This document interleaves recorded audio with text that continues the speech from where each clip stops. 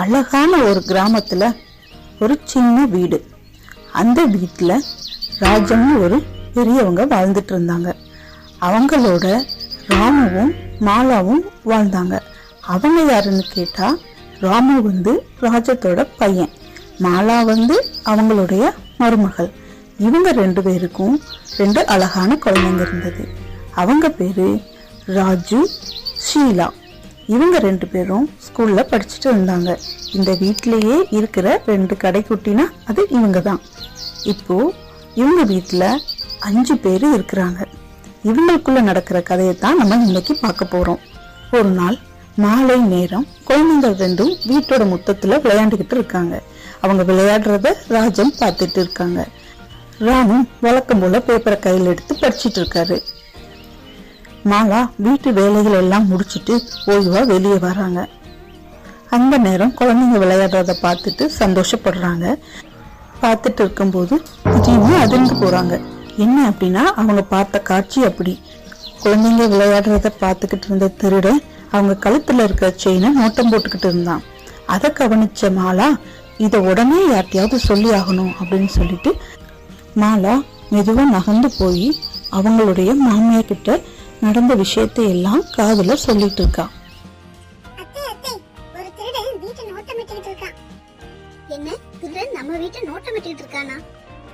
ஆமா அத்தை. சரி, கொஞ்சம் கம்முன்னு இரு. என்ன அத்தை அமைதியா இருக்க சொல்றீங்க? எல்லாம் காரணமா தான் ராமு. இங்க வா. என்னம்மா கூப்பிட்டீங்க? நீ இன்னைக்கு காலையில பேப்பர்ல ஒரு திருடனை போலீஸ் தேடுறாங்கன்னு சொன்னேல, அந்த திருடன் இவனான்னு பாரு. ஆமாமா, அதுல போட்டு இருக்க அங்க அடையாளங்கள்லாம் அப்படியே இருக்கு. நான் நினைச்சது சரிதான். அந்த திருடன் போலீஸ் தேடுற திருடனா தான் இருக்கும். அம்மா, நான் உடனே போலீஸ்க்கு தகவல் கொடுக்கிறேன். வேணா ராமு, நான் சொல்லும் போது குடு போதும். சரிம்மா, அப்போ இப்ப என்ன செய்யறது? இப்ப ஒண்ணும் செய்ய வேண்டாம். அந்த திருடன் இப்ப நோட்டமிட்டுக்கிட்டு இருக்கிறான். அதனால கண்டிப்பா நைட் வருவான். அத்தை, ஒருவேளை அவன் வராம போயிட்டா என்ன பண்றது? கண்டிப்பா வருவான். மாலை மங்கி இரவு மெல்ல வந்தது. அந்த திருடனுக்காக 3 பேரும் காத்துக்கிட்டு இருந்தாங்க. குழந்தைங்களை பக்கத்து வீட்டுல உள்ளவங்ககிட்ட விட்டு தூங்க வைக்க சொல்லிட்டாங்க. அந்த குழந்தைங்களும் அயர்ந்து தூங்கிட்டாங்க. அந்த சமயம் இவங்க எதிர்பார்த்தது போல திருடனும் சத்தமில்லாம அந்த வீட்டுக்குள்ள நுழைஞ்சான். திருடனுக்கு இருட்டுல சரியா கண்ணு தெரியல. மங்கலான வெளிச்சத்துல ஒரு அறைக்குள்ள நுழைஞ்சான். இவங்க 3 பேரும் அந்த அறையோட கதவை பூட்டிட்டாங்க. இப்போ ராஜம், ராமு, மாலா இவங்க 3 பேரும் வெளியே திருடன் திருடன் திருடன் அப்படின்னு சொல்லி கத்த ஆரம்பிச்சிட்டாங்க. அந்த சத்தத்தை கேட்டு அக்கம் பக்கத்துல இருக்கவங்களும் ஓடி வந்துட்டாங்க. அப்புறமா போலீஸ்க்கும் தகவல் கொடுக்கப்பட்டு போலீஸும் அந்த இடத்துக்கு வந்துட்டாங்க. பல நாட்களா இந்த திருடனை பிடிக்க முடியாம ரொம்ப திண்டாடிட்டோம். மேலிடத்துல இருந்து பிரஷர் மேல பிரஷர் வந்துட்டே இருந்தது. நல்ல வேலை, எங்க வேலையை கொஞ்சம் ஈஸியாக்கிட்டீங்க. பரவாயில்ல சார், இதுவும் எங்க கடமை தான் சார். பொதுமக்களும் போலீஸ்க்கு உதவுனா தானே எல்லாம் சிறப்பா நடக்கும். நீங்க சொல்வது சரிதான். எல்லாரும் உதவினால்தான் எங்க வேலையும் கொஞ்சம் சிரமம் இல்லாம இருக்கும். கவர்மெண்ட் இந்த திருடனை பிடிச்சு கொடுக்கறவங்களுக்கு 10,000 ரூபாய் சன்மானம்னு சொல்லியிருந்தாங்க. நீங்க பிடிச்சு கொடுத்ததுனால அந்த பணம் இனி உங்களுக்கு தான்.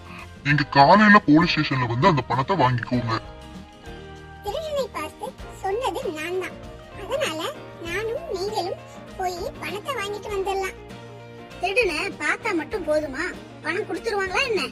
அவனை எப்படி பிடிக்கணும்னு சொன்னது நான் தான். அதனால அந்த பணம் எனக்கு தான். போலீஸ்க்கு திருடனோட பிரச்சனை கூட சரியாயிடுச்சு.